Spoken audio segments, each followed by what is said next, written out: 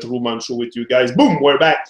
The Tru-Mon Show, we're on with Jimmy and Mar, my regular collaborators. I don't think we need a presentation anymore. How are you guys? Good. Great. Good to be back. I Good hope, to have Mar back. Yeah, good to have Mar back. Yeah, Mar did a great trip to Standing Rock, and that's what she's going to share with us, her experience. Like I posted on Facebook, I said Mar's going to come and share her experience because I'm sure you went through a lot. There's a lot going on there, a lot more than what people think, a lot more than what is portrayed in mainstream media. I don't really watch mainstream media myself, but I know they're not telling the truth. And I heard a guy that was there reporting stuff and saying that there's provocateur agent on the site and everything. And anyway, Mar, maybe you can go on with just I don't know how did you first of all decided to go there? Well, what was the spark to start that journey to Standing Rock? Well, I've been very, very concerned about the indigenous people of this land and the slaughter that happened of 120 million of them being slaughtered in the biggest genocide that has been forgotten all this time. And the Western world just continues as if like it never happened. And we know that they were displaced from all their lands, whatever of them that were left. And then they were offered this other lands like North Dakota. I mean, this was my first time in North Dakota. That place is like desert, and it's like being in the middle of the freezer in the winter. It's so cold. It's so hard to grow anything there. So they were given these lands, and now without their permission, they're going through their lands and doing whatever they want, as if like there was no treaty. So when I heard that this was the first time that the indigenous people of this land were coming together, there was no question. I had to be a part of it, because this reality really, it doesn't make that much sense to me. So, and I'm so glad I went. I'm so glad I went. It was the deepest, most amazing boot camp of my life, as if like I went to as if like I was a soldier, you know. And I went alone. I didn't know anyone there. I had not connected with anyone. The first night I got there, in the middle of night, it was already dark. I couldn't put a tent up or anything. I slept in my car. I froze completely that night. It was so cold. and then very fast I found my place, as I always do. And as a chiropractor, I set up a table in the back of a military tent, and I started just treating people left and right, because there were so many people there that were working so hard for the camps. And I'm just telling you, it was an amazing experience. I don't even know at what level to start with. But now that I have come back here, readjusting to this unreal, artificial reality, it's a little bit hard for me, to tell you the truth. It felt really real there, and it feels kind of fake here. And even though over there also the human, you know, entitlements, the white entitlement, the Western entitlement, it shows at all levels. I went to the biggest action when I was there, and I was tear gassed 3 times, and I got the first-hand experience of the chemical warfare that this system has. And I was telling everyone over there that, you know, this is just a tear gas where you cannot even breathe, because they have antifreeze in it, they have the plastics in it, God knows what kind of shit is in there. It goes so fast into your lungs, you cannot breathe. Like you cannot take the next breath. And then it goes so fast into your eyes that you cannot see anything, even if you have goggles on. And at the same time, you have to run, because if you stay in it, it becomes more and more. And then I was just sharing with everyone there that, you know, even though it looks very like the terrorism is now here in this land, the terrorism of the military industrial complex, but now maybe it's a chance for the American people, the Western world, to get a little taste of it, because this was nothing compared to what they're doing in Iraq, in Syria, the chemical warfare that burns through the bones and everything. In that one action that I went, that was the most severe one. They were, you have seen pictures of with water cannons. They were just had so much water. And my friends that got really literally really wet in that cold 20 degrees weather. That's it. It's cold outside. It's cold outside, and then just imagine you're standing in front of the humongous fat current of high pressure water that comes upon you, and then they put antifreeze in that water also. Just look at the waste. Antifreeze. So some of my friends that had it on their face, they were burning for hours, and that was different from the pepper gas. I mean the pepper spray that they got. It was just a very, very amazing experience. I invite a lot of people to support it if you can go there. But if you're only going as an observer for a few days, please don't be a weight on the society. Don't stand in the lines to eat their 3 luscious meals. And a lot was going on at that level. There were a lot of freeloaders. But what I wanted to share more than anything else is that I have such a respect for the indigenous people. They are such beautiful people. They totally reminded me of right at the beginning with the how do you say it? The Western colonialists. How do you say it? Colonists. Colonists. Colonies. Yeah, the first colonists came here. What they saw of the indigenous people was this beautiful, incredibly gorgeous set of people, really muscular and healthy, bringing gifts. And that's exactly what we felt over there. It was such a heart. And they were sharing their land and all this food that was given to them that they should just keep for all the indigenous people to last through the winter. They were sharing with everyone. And we were 5,000 to 8,000 people there. It was generosity beyond explanation. And they were just inviting and inviting and inviting everyone to nonviolence and to oneness and to love our brothers that are in the military, because they don't know. They have no idea. So it was pretty eye-opening experience. If you can go for 2 weeks or 3 weeks and help them, go there to help. Please don't just be an observer, and just don't use their resources because they need it for the winter. That's it. You said there was around about 5,000 to 8,000 people on site when you were there? Yes, there were It's three quite a lot of camps, people. and yeah, I was on the camp that was called Rosebud, and the Rosebud is on the indigenous land on the one side of the river, and then there was the Ochanti camp, which is huge. There are like 5,000 people there, but that is on the Army Corps of Engineers land, and the Army Corps has given them a permission to be there. But then you cannot believe the number of helicopters, airplanes, drones being sprayed at night. All of our phones were tapped. We couldn't call out. I couldn't even take any pictures because it just didn't make any sense in that environment. Um, it was heavy duty. Some people were working 17 hours a day, cutting wood. Wood was coming from all over the United States. They were sharing it in all the military camps. They didn't want people to be just in one isolated tent, because without heat, you can basically freeze. I don't know. That was Oh, a yeah, very yeah. harsh environment. So, No, for what sure. else? It's not an environment that's very pleasant. I know what cold weather is, and especially if they shoot you with water and all kinds of stuff. But come on. But yeah, overall, I mean, where was there a barricade or something? Was there a lot of confrontation with the army and stuff like that during the time you were there? Were you witness of a lot Well, of confrontation, or how well, does the confrontation started? Because I have problem believing that people inside the native, or the people that support the native people in their journey, that they're going there to cause trouble. I think it's more infiltrators from the government or something. So what did you witness as confrontation and stuff?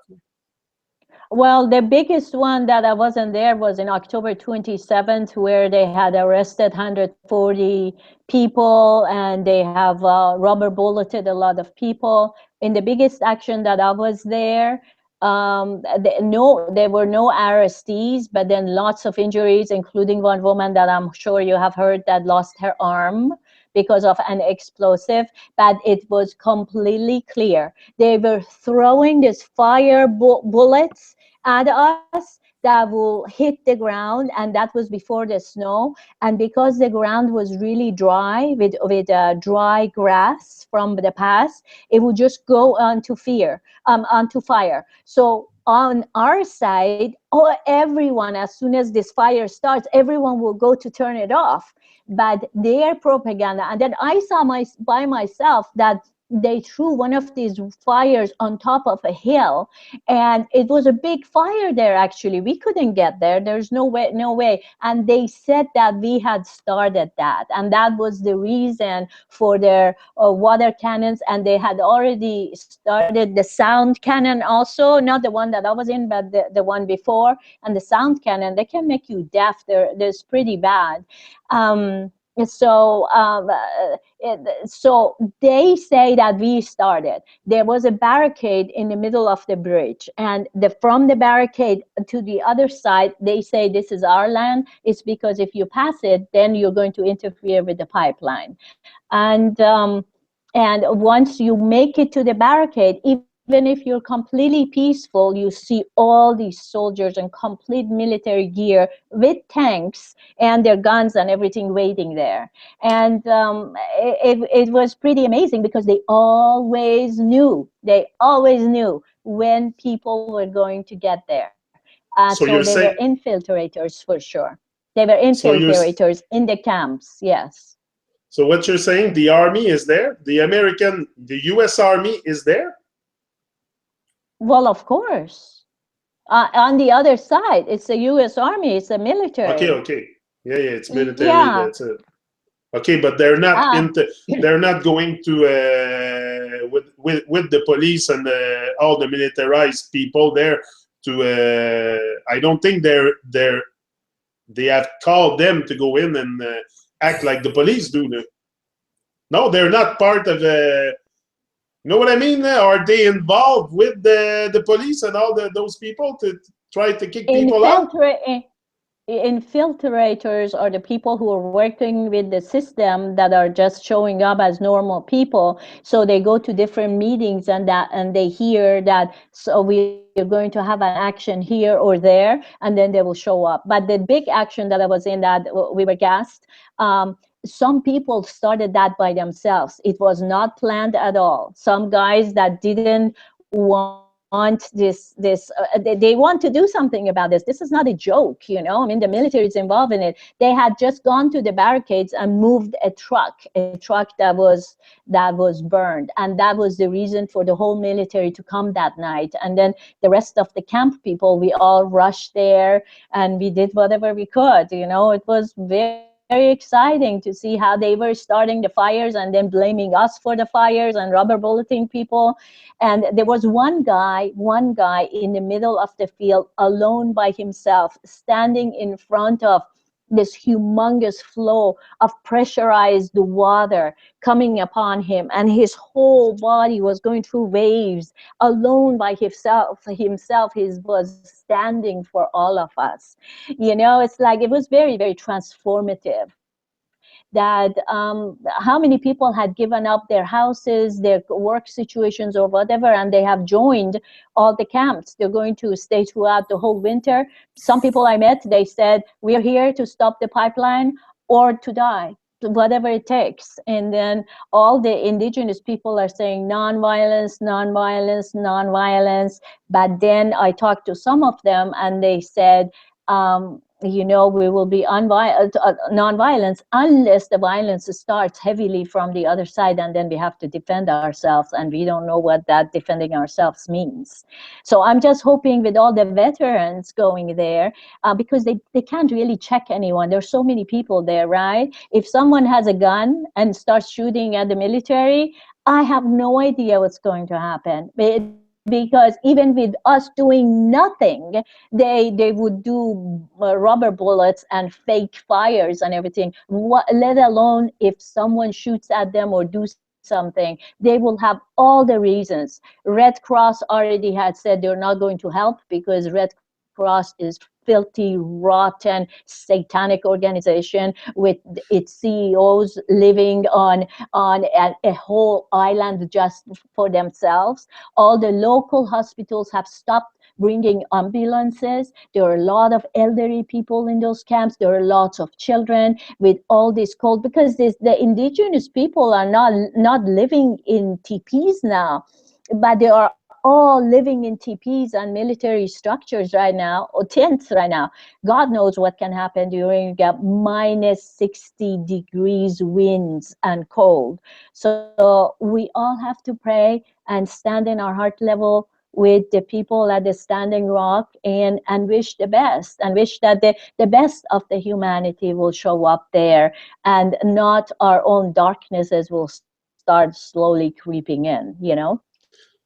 Okay, and as someone that went there and saw what's going on, how do you think it's going to unfold? How do you see the future for that pipeline Well, and stuff? Do you think at one well, point they will just bring yeah, a well, massive... one huge bank that was invested in the pipeline now has withdrawn its funds from the bank. So every day that we have actions and they have to employ the whole army to come there, they're losing money. Of course, I was telling everyone, it's like, what does that mean they're losing money? They print money. It's all fake. Everything is fake. I mean, the whole fucking world is fake in so many different levels. So it's like, okay, they're losing money, but they're losing resources or time or whatever. But Koch brothers are heavily involved with stealing billions of dollars from the indigenous lands and their oils and everything. Well, I had heard that Trump is heavily involved, but and of course the rest of them are involved. So we will see how much money they lose. But I also had a text from someone that had heard that they have decided to reroute the pipe. We have to remember the pipe has already gone under the Missouri River already in many different places. They're just going to stop it at a Standing Rock. And the explosions and the accidents with that pipeline could happen at any level. But I think if we stop it here, then we have a power, united. We never be defeated. Yeah, of course.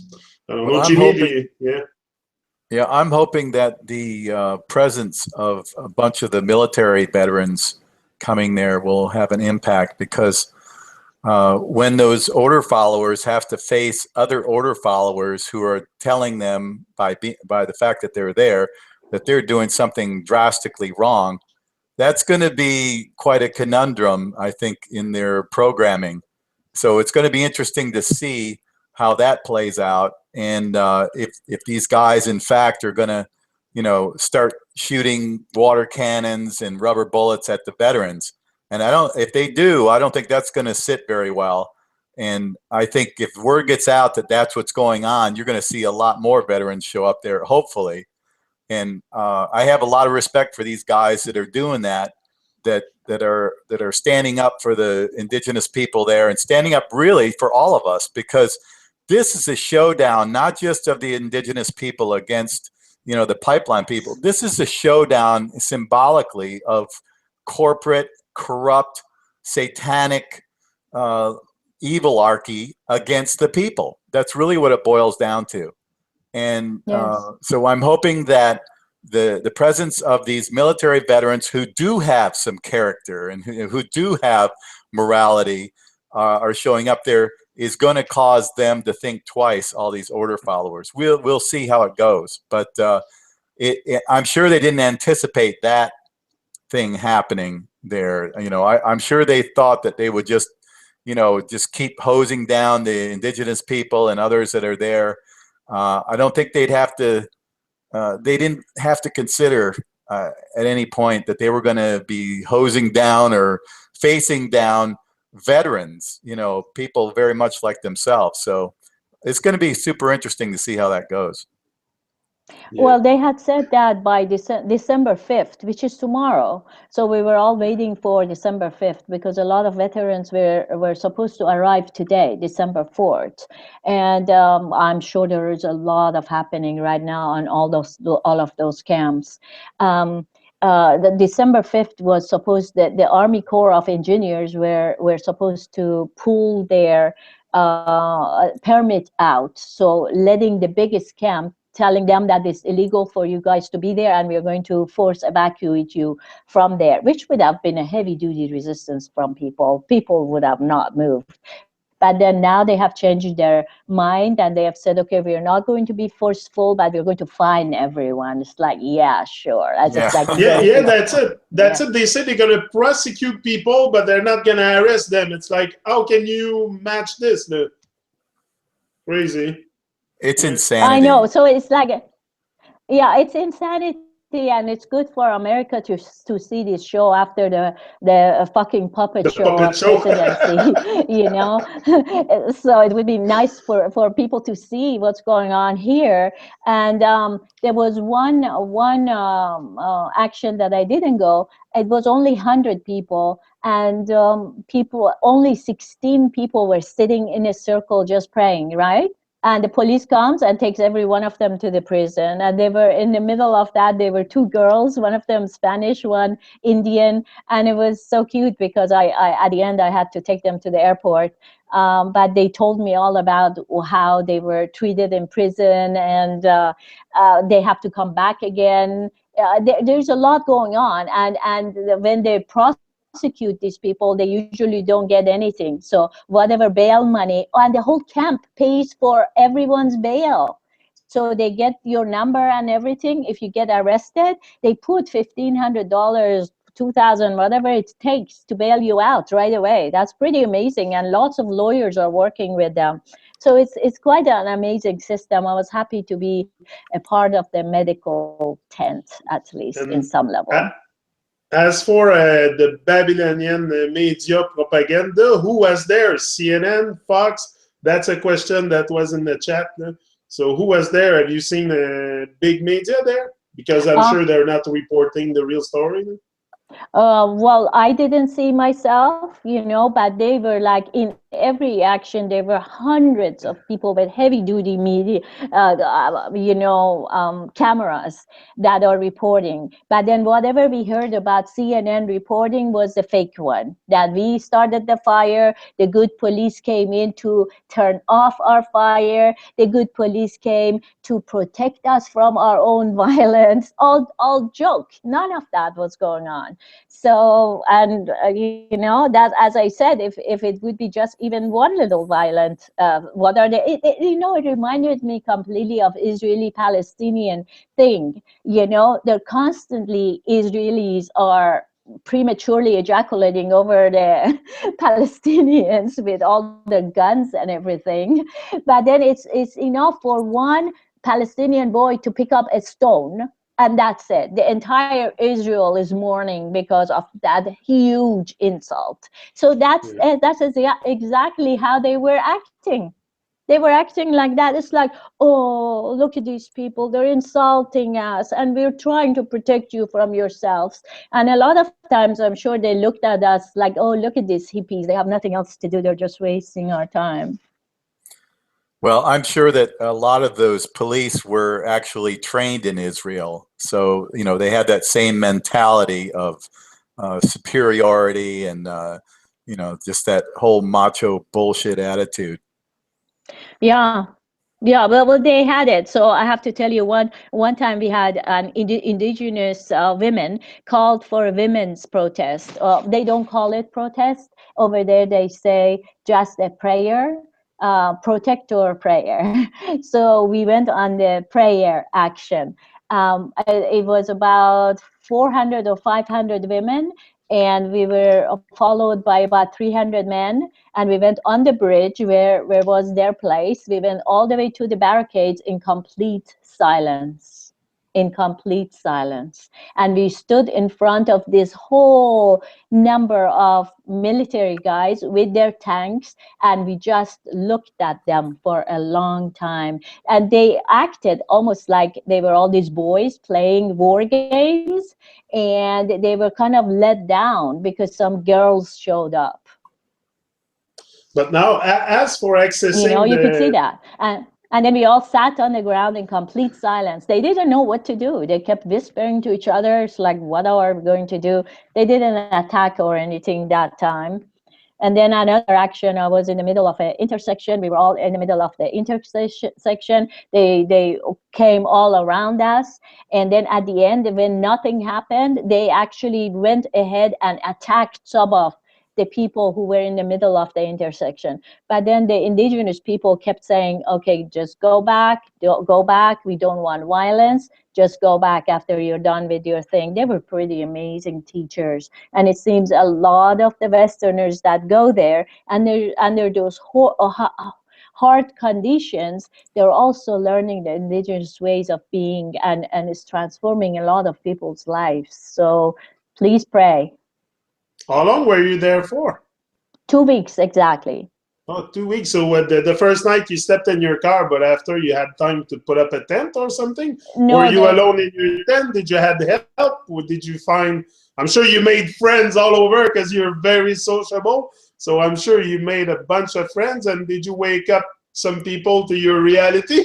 To the real reality? To the real reality. I actually met about 6 flat earthers there. That was pretty amazing. All the men were so courteous, and they were very willing to come and help me put up my tent. But then the whole camp decided that we're not going to have individual tents. So I joined a group tent. They were military tents that were given from all over United States and all over the world. So I got together with another 5 teenagers, almost from the ages of 17 to 25, and I had a great time. They were from all over the world, and I was kind of their mother. Oh no, I'm sure you did. I'm sure you did. That must have been great. Yeah, they wanted everyone in for the winter, especially with stoves, and each military tent had a stove, whereas in a small tent you cannot have a stove. And it's I mean, it's going to start. If people stay in small tents, they're going to freeze to death. It's not a joke there. I don't know. It's cold. It's gonna get colder now as the time goes on. The winter kicks in. It's not even winter yet. Yeah, so for sure they're gonna need some stuff. But I think they have a lot of supplies. Too. There's a guy that made a report, and they say don't send any more supplies or stuff like that. There's enough. They're like piling them now. Well, they had given about 3 humongous military tent worth of stuff, meaning clothing that weren't usable over there, to all the thrift shops in Bismarck and the closed cities there, to the point that all the thrift shops had said enough, enough, enough. We cannot take them anymore. You go inside of a military tent, and you'll see from the bottom to the top layers of sleeping bags, army sleeping bags, most expensive sleeping bags, or winter wear, ski wear, of the most expensive things. And unfortunately, yeah. Come from where? That comes from where? From all over. People had sent, contributed from all over the world. So it was a lot of things. So my own sleeping bag wasn't enough. Right away, I was given a sleeping bag that was so thick. So I'll put my own sleeping bag inside of that sleeping bag with 2 blankets on top of me, and then I could sleep. It's that cold. So, but unfortunately, anytime there are situations like that, there were people coming on for 3 or 4 days. They will go into the supply tents, and they'll see all this expensive gear, and they'll take 1 or 2, and they use it for a few days, and it's like, oh great, I got my winter gear here, and they go home with it. It's like, so that this dishonesty and the greed factor shows up at some levels. Yeah, I kind of wanted it to be a boot camp. I wanted to just eat some rice and beans, everyone maybe a soup. That was my next question. What did you eat? Okay, they were serving 3 meals a day for whoever that was working there, and also for the indigenous people. I could not believe the amount of food that was available there. So much food. And because of that, whoever that was just coming off the road would be next in line for more food. And that was the problem because we didn't need all that food, and a lot of meat was being eaten there also. Yeah, because you have not a special diet. I can say special diet, but you eat healthy. So I guess I don't know. It must have been some kind of a challenge to find something to eat at one point that was not No, contaminated with the. yeah, I had my own superfoods with me, and I ate a little bit like hot soups and whatever with them. So that was really good. And I was working on a lot of people, so that was good too. And besides that, I don't know. There is just so much waste, so much waste. I mean, the huge, huge garbage is building up everywhere because people just use things one time. There's no organization. People are coming organically together to do this. We have to learn together and take responsibility. So everyone has to take a piece of it and become responsible for it. But then you see our entitlement as Westerners come up. Oh, it's like, oh, a styrofoam plate. I have used it one in the morning. I'm going to use it one for lunch, and then I'm going to use another one for dinner without even thinking about it, because that's how wasteful we are in this country, and we don't even know it. So now the mountains of garbage is building up. I have no idea what's going to happen. All those camps are built on a floodline. By August, it's a very, very, very huge possibility that all those lands become floodline. With all these structures that they have put on it, we need an army of 5,000 to 8,000 people to even move that whole thing. So I don't know. I'm just praying that everything will come to a balance, and we learn together how to live the indigenous way. And are you planning on going back? Not right now. I'll see what happens after tomorrow and what happens with the veterans and whether Yeah. they need any more help at that level. But Yeah. if you guys want to go for 1 week if you can. It's a pretty amazing experience. And of course, they may close the roads. The last storm that I was in, that I got stuck in for 4 hours. Um, they say that it was even created by HARP. They're using all kinds of HARP and chemtrails. They were spraying us at night. Everyone was coughing heavily. The gas injures the inside of the lungs, and then you have all these wood burning stoves going on everywhere. Lots of people were smoking. So a lot is going on. It's a human population together, Yet Yeah. we all had the same superior cause there, which was I respect at all levels, and I'm hoping that within that light we can remove our entitlements and differences and separations and come to a more balanced point. Yeah, that's what's needed for sure. Balance. That's what we've lost balance with. First with ourselves, and once I think that's what I said to you before. The just to stay, just to conquer ourselves. Don't think of conquering the world. Conquer yourself. But as for the access to the site, Mar, is it very complicated? Like, do you have to have stuff delivered there absolutely, or you can get out and go to the closest town anytime you want, or you just have to stay on the site? Is it No, militarized all over? Like, is it guarded all over, or? no. There were many cars coming in and out. The big camp looked kind of like New York. It was so busy because Okay. there were 5,000 people there with their cars and everything. No, you can go to Bismarck, which is the big town there, and do shopping if you wanted to. Yeah, and many Okay. people stayed at the casino. The casino had the most guests that it has ever seen because that whole area is so remote. No one would even go there. And a lot of people stayed in motels, but now they're stopping motels from accepting people from out of town because they know almost everyone that's coming to town now is with the camps. That's it. There must be a flow of people going there to Standing Rock, I'm sure. There's a lot of people going to Standing Rock. So the governor was thinking about closing the roads at whatever level possible. We'll see what happens during this month. But I'm just so glad I went. It shifted my life to the next gear, as always. It was really nice. And then the military action, I felt sorry for them. Again, they're eaten up by the program. The program is eating them so bad. They don't even know who they are and whose balls they're sucking. No, exactly. Exactly, but that's it. They don't know whose balls they're sucking. But it should be very interesting once they face themselves, once they face the veteran, because now they're gonna face. But they're facing themselves, facing anybody. What you think of others is a reflection of yourself. So, but it should be very interesting once they face the veterans. That I don't know. It should be a little glitch in the programming and. I don't know. It should be interesting to see the development where it's going now. But as for the meaning of the cause, okay, the movement of Standing Rock and all that, it has a very big. I don't like to use the name spiritual, but we'll use it.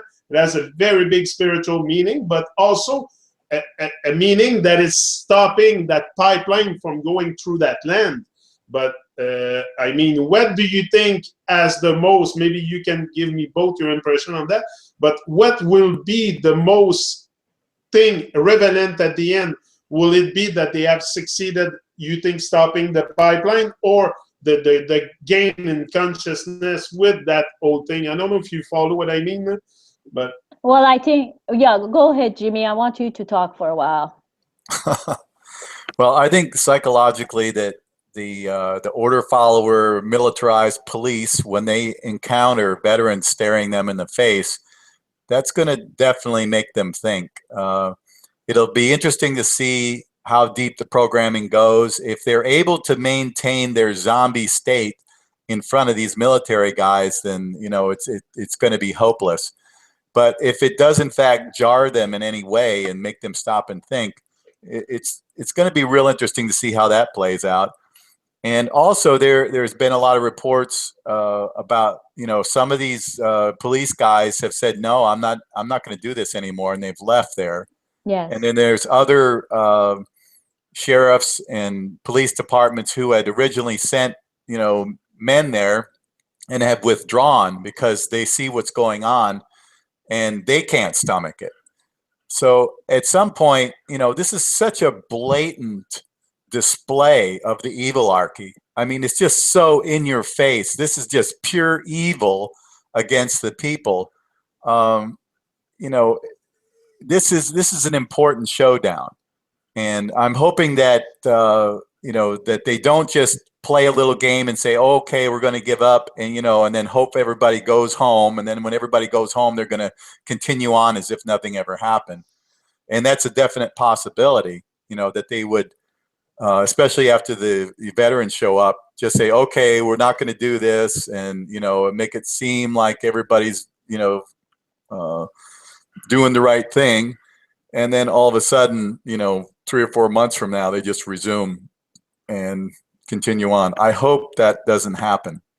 This is a very important, I think it does have a lot of spiritual ramifications, and I think that the prayers of the good people of the world hopefully will help this situation and have it resolved in the proper way. Yeah, and also the native people, they have not come together like this since 1800s, so this is very empowering for the native people themselves. And it seems that the natives started this, and then the elders come in, and because they have a lot of respect for their elders, they're doing the way of the elders, and the elders don't want violence and they don't want to lose any lives, right? Yet the youth of the indigenous people, and then the youth of whoever that has joined the movement, movement, they feel like, I mean, what is violence? Where is the line between violence and non-violence? So that was the question that I was involved with a lot on the camp. That is self-defense violence. You know what I mean? I mean, to what degree are you going to take violence and be just being peaceful? So all of that was on the table. You know, we will see how we will interact, that whether we can really go on only in prayers as the indigenous people want that, or at some point it will get a little bit violent, meaning that the young people trying to get over the other side of the barricade and take over the land over there somehow. I don't know. You know, I mean, all of those are very volatile right now. We just have to see what happens. Spiritually, I think everyone that goes there and also the whole world is getting affected by the indigenous leadership, and seeing that, oh, these are the people that we slaughtered, huh? Are these the people that we genocided, we cold-blooded, and have taken all the rights away? I mean, after all this, they're still respecting us. How respectful and kind they were to everyone that arrived, and treated them like as brothers and sisters. That is the indigenous way that has been forgotten on this land. And this land was a blessed land. It was a sacred land before the colonial time. And maybe this is a reminder to go back there. And depending on what happens there, I mean, if we win, great. We at least know by becoming together and getting united, we can win causes. And maybe this would be the start of a whole other pipelines to be stopped all over United States. Because some of the people that I met, they said they will go, if after they're done with this, if there are other actions to stop other pipelines, they will be there.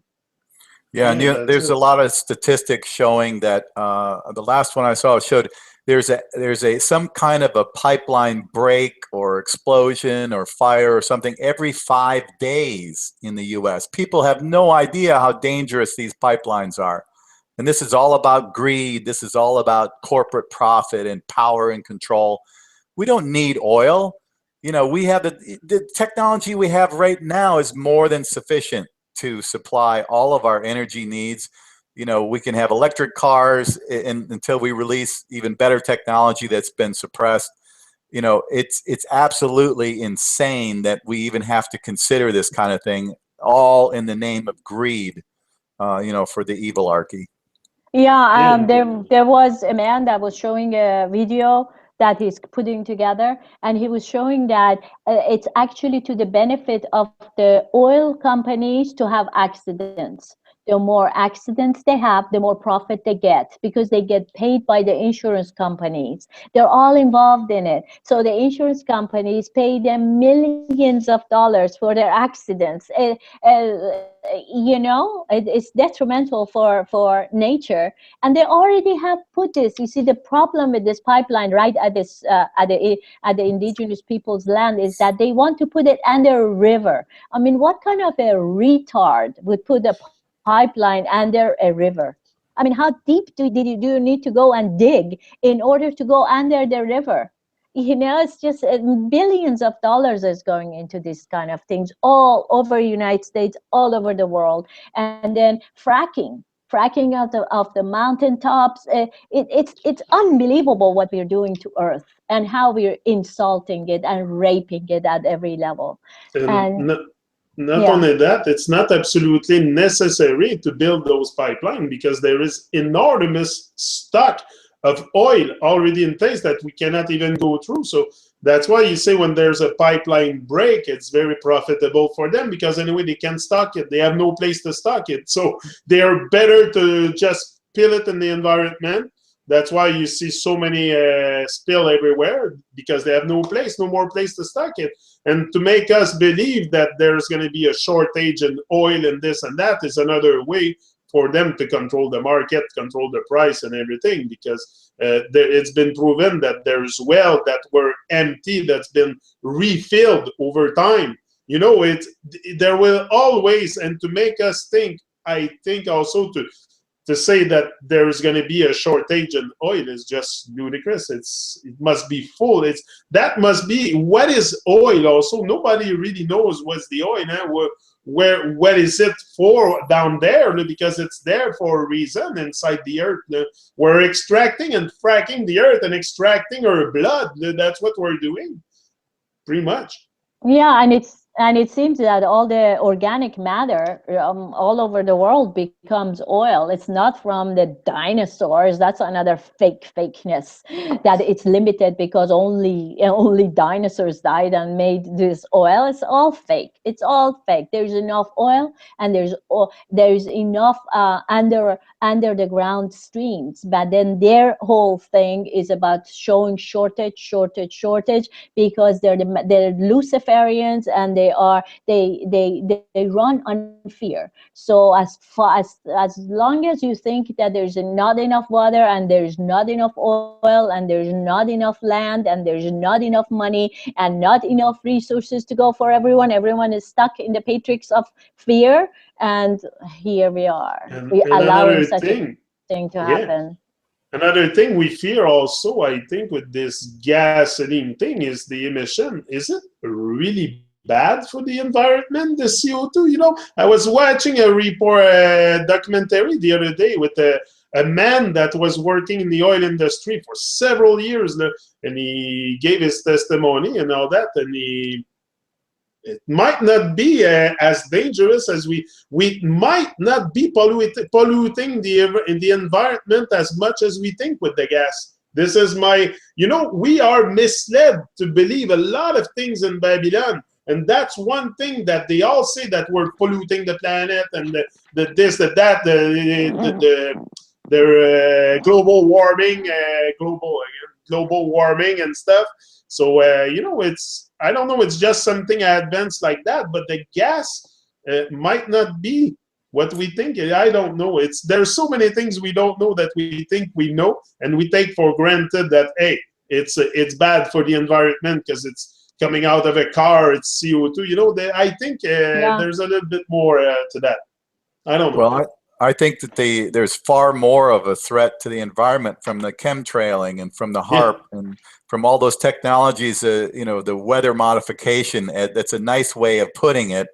Manipulation of the environment that's been going on. That's it's way bigger threat to all of us than any of the automobiles going around. And of course, they're not going to talk about that because they still don't admit that it's even going on. But we can see with our eyes, just like we see the flat earth with our eyes and our senses.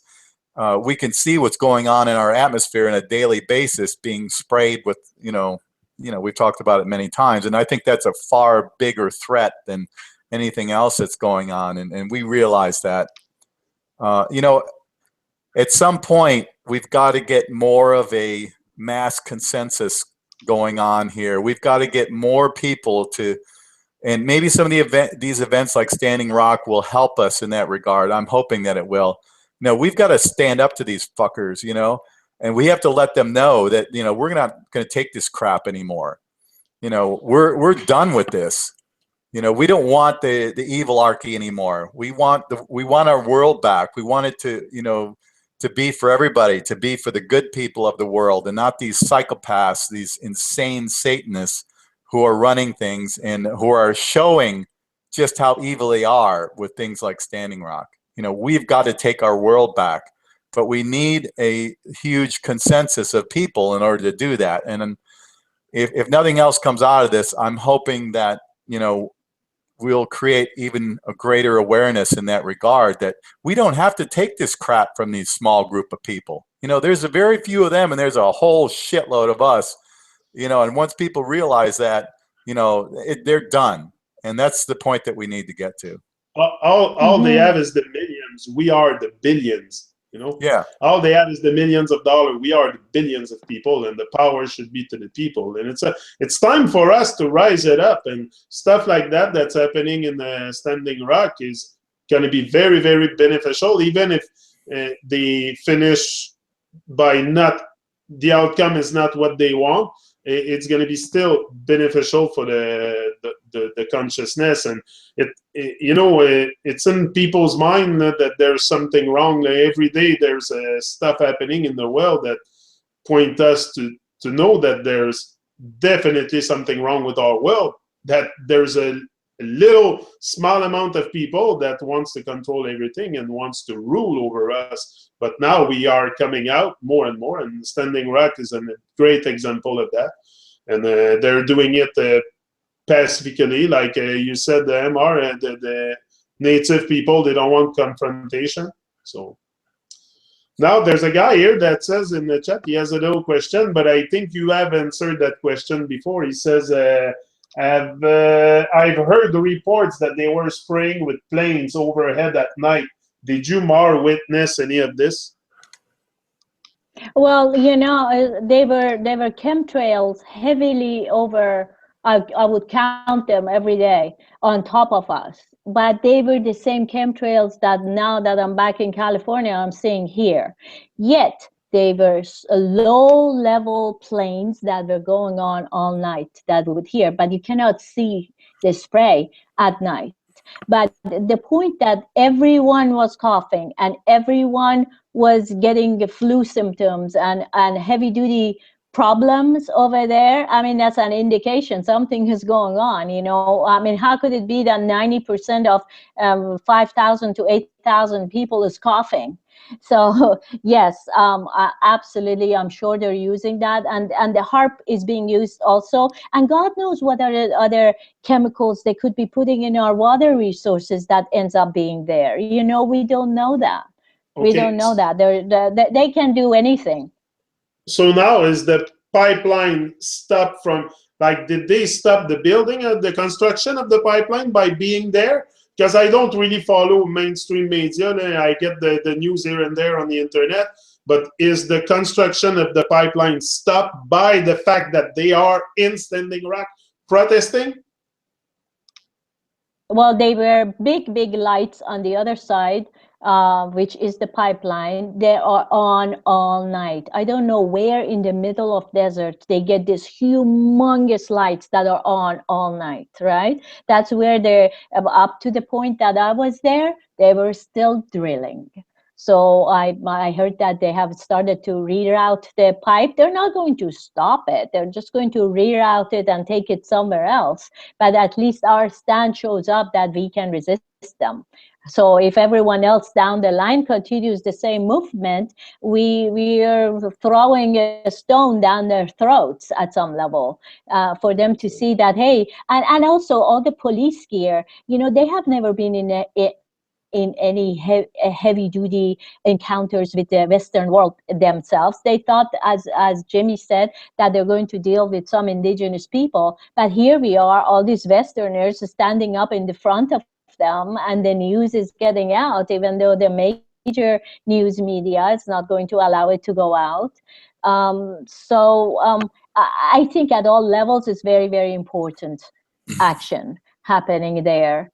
And I wish there would be some things that would be different, because I really feel that as long as people of the world don't know that our reality is different, that we don't live on a ball, as long as they don't know that, and as long as everyone continues the slaughter of animals, they're living on top of the violence and bloodshed. And it would be very hard to have a complete nonviolent prayer action in the world, because we're all at very deep levels, very violent beings. That's what I think. So you witness a lot of delusion. I think we call that delusion when you're inside the illusion of illusion, delusion. Like, I don't know if it's the right word, but there must be that. You have to be aware. Go ahead. Well, there was this psychologist woman, me and this young guy, we were talking about what is violent and what's non-violent, and if self-defense is violence, as I said. And then she came in, it's like, no, it has to be completely non-violent. We have to. I said, look, what would you do if a guy shows up with a gun, a military guy, and rapes your mother in front of you and it has a gun to your head, are you going to stay completely non-violent and just die, or let the rape happen in front of you? Self-defense is our right. We have to self-defend. She was like, no, it has to be completely non-violent, because if it is not, I will do anything. I said, like, what would you do with that soldier? Are you going to just beg them to not rape your daughter? Whatever.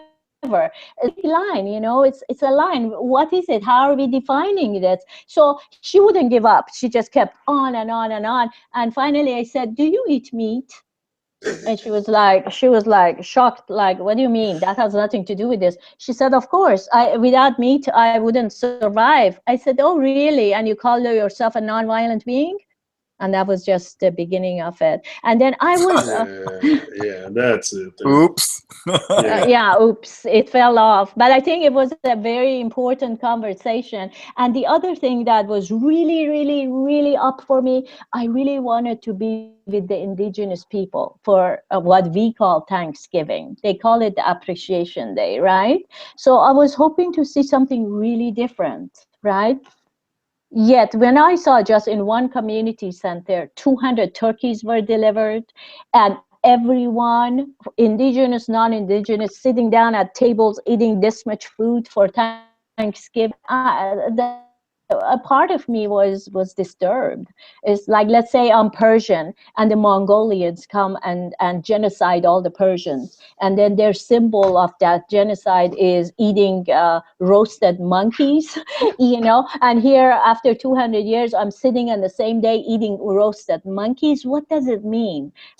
It was a lot was up for me. If we want to change this world, we have to change the rules of violence completely and give up this satanic bloodshed that has been pushed into our systems. Yeah, and it's like Christmas. I'm sure most native people have Christmas trees in their houses for Christmas. And if there's something more pagan than that, I don't know if there is. But that's the most pagan. That's the people that came and invade from Europe.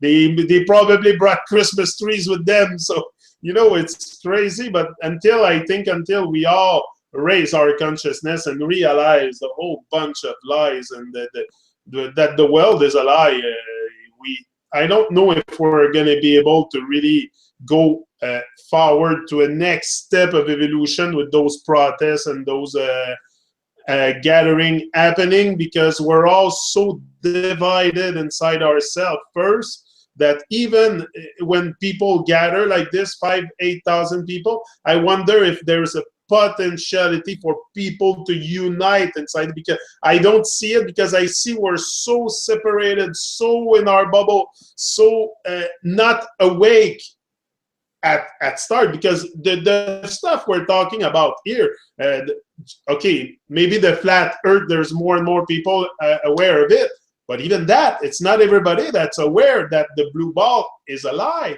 So just realizing the illusion is a big step forward in reconnecting with who you are, reconnecting with other people also. This is it. It's to reconnect with who you are, and by reconnecting with who you are, it's much easier to connect with other people and to show love and to have those real man and woman values. I don't like to say human. I'm not a shadow of a man. I'm a man. I'm a living man. I'm not a shadow of nothing. So I'm a man. That's why I got to be careful with my words, because I know they have words have power, and words have a lot of powers, and that's it. But anyway, I don't know if I think it goes by a gain of consciousness. If we want to make those events mean really something, it means something great. That's not what I mean. But to really impact at a deep level, we have to raise the consciousness also. And like you said, you were in front of a Gallup psychologist and you start talking to her about meat and say, oh yeah, you're eating dead animals. So you're not, like, you participate in the slaughter of these animals because you're eating them. They slaughtered them for you. So at one point, once you stop that chain of madness, of Babylonian evil stuff, then that's it. It's easier to reconnect with who you are. But like you said, it's at start with reconnecting with who we are. Yeah, many people don't want to do even that path. It's and because you have to do a lot. It's a lot of work on yourself. First of all, I've done it. You've done it. Many people have done it. It's doable. Well, But the only difference between this gathering and a lot of other gatherings is that the indigenous people are involved, and yeah, the indigenous people have their own ancient ways, and that's very important. Like all the women need to be covered. Everyone was invited to wear skirts. You know, they don't want the women to show their legs. So everyone that was there from Burning Man style or rainbow gatherings and all these festivals that are deviating people from what's really going on. If they were there, you know, they were recommended to respect the indigenous way, and in that way, it was really, really, really valuable. yeah. And for us, the violence and also not calling the soldiers not us. They just see the soldiers blind and see if you with the power of prayer if we can wake them up. So I'm really hoping that with the power of prayer we can do it, because through violence there is no way we can fight with these guys. They have military stuff out of this world. They can level us all up, but Now, yeah. like you said, it must have been a very grounded place, full of native people and everything. So at night, was there like big bonfire with tam tam and all people smoking weed all over and stuff like that? Like, was it really like like No, that or? actually, smoking weed was not recommended anywhere Okay. at all. They were smoking tobacco, which is the indigenous way, and there were a lot of fire circles that were happening. There were a lot of prayer circles. Every morning at 8 o'clock was a water blessing ceremony that was led by the indigenous people. There were a lot of sweat lodges of prayers that you can go to the sweat lodge and actually pray. During the every action, there will be a whole bunch of indigenous people that will sing their songs to the creator of all that is, and it was very, very powerful in so many different ways. You know, the white people come in and they right away they want to take leadership, but then they have to kind of put their egos at the door and come in, because it's not about their leadership right now. So Wow. in that way, it's so valuable. If you can be a part of it, go help them. Don't be a burden on them. That's all I Yeah, have to that's say. okay. And what's the need right now there from what you've seen? What do they need? What, like, they don't need food, they don't need clothes because it's full of it, but what kind of people do they need? Engineers? I don't know. Whoever that is willing to work. I mean, if you want to chop wood, go there. Put your thing aside. There were some lawyers that they couldn't do exactly what they had come there to do, and they were washing dishes. That was great. It was a very humbling experience. We all ended up washing dishes and cleaning up and taking garbage to so in that way it's a unifying type of a place. And Yeah, of it's a course, great there's always experience. yeah, it was very great experience. It is still a great experience. If we can help, if you have the money, give some money. If you can send food, send some food, because I don't know how long their sources of food can continue, really, because they're That's it, feeding. because They're overfeeding. They're overfeeding people. okay, and how long is it gonna last for, you think? They're not about to leave the camp. Huh? They're not about to leave What that did camp, so they're probably gonna be the whole winter there, or what? a lot of people are going to all the indigenous people are staying the whole winter, the ones that I saw, and most of the elders and the young people. There were a lot of other people that are just building structures to stay the entire winter, so much more power to them. Wow, that's Yeah. great. I don't know, Jimmy, maybe you want to add something before we go? The only thing I can say is sort of reiterate that this is yet another opportunity for humanity to grow and to realize what we're up against. Because we truly have to understand that we're we're being controlled and manipulated by a slave system and by a small group of people who have indoctrinated and programmed people into accepting this insane system that we're in as somehow being okay. It's not. So these incidents tend to remind us of how insane and how ridiculous, you know, our world is with these psychopaths that run it. So how many more incidents like this is it going to take for people to wake up en masse? Who knows? You know, it's another opportunity, and I hope that people will see it for what it is.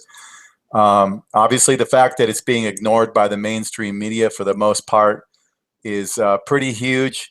And I think that we are beginning to affect their mentality. I think that they are getting a bit desperate, you know, and just pulling out all the stops. We see PSYOP after PSYOP after PSYOP now, you know, and all the, you know, we'll talk about another time the pedophilia stuff that's going on and it's being exposed. That But is all of huge. these things, Yes. yeah, it's huge right now. And then, yeah. and maybe our next show we can get into that. But you know, all of the evil archies stuff is being exposed big time. So we have the choice. You know, are we going to ignore it and pretend like it's not there and not do anything about it, or are we going to confront evil at its face and reject it? You know, so again, this is a big opportunity, and let's hope that we all take advantage of it and start making progress for the human family instead of these insane psychopaths. Yeah, time for us to rise it up. Facing the evil also is to face the evil within us, which is nothing but the program, the program of separation, the program of sexism and racism that is within all of us at some degree. I mean, look at that. Anyone that has even a little bit more money than the other person is going to feel this feeling like, okay, I'm better. You know, I mean, that happens. The greed factor, the fear factor, all of those are the programs inside of us that are running us. We have to submit them at the door, like as we go into the indigenous land, and take the leadership of the indigenous native people of the world. They knew something better, you know. If they got slaughtered last time, I don't think they're willing to get slaughtered again this time. And if they do, God forbid, if anything like that happens, it's going to be a huge upheaval. You know, I don't think people are going to digest that very easily at this time. No. So, guys, it was a pleasure to be with you again today. Great, Mara. I loved your story about Standing Rock and your experience. It was an honor for me to have you sharing this with us here tonight. And it meant a lot for me to have you back on the Tru-Mon show and share your experience. It was I was waiting for it. I saw you on Facebook the other day post something. I'm like, hey, I gotta have her. I want to hear her story. So that's why you're still here tonight. And I think in a way it's a natural thing that we all get together like that. At least once a week we're gonna try. We said, and that's it. Just spread the vibes and speak your mind. I'm sorry that I didn't let you guys talk that much. You just basically listened. I appreciate the company of you awesome high capacity brothers always. Mar, it takes courage to speak, but it takes as much courage to listen. Yes. Have a great night, everybody. Love to all. Exactly. Blessings to all. Maybe we can also leave with a prayer that may all the warriors that are on the side, the peaceful warriors that are in the Standing Rock, be even magnified hundreds and thousands times in their powers and in their spirit and in their courage, and may a field of protection be on all the camps and tear the veils of darkness, not only there, but may that wave just go through all of us and all over this world until all the temples of doom are shattered. That show was to send them strength. You know, we send them a ton of strength and hold on, keep the fight alive, and that's it. That's what we have is each other. So time for us to rise it up, and that's where we are. We're rising it up. Lots of love.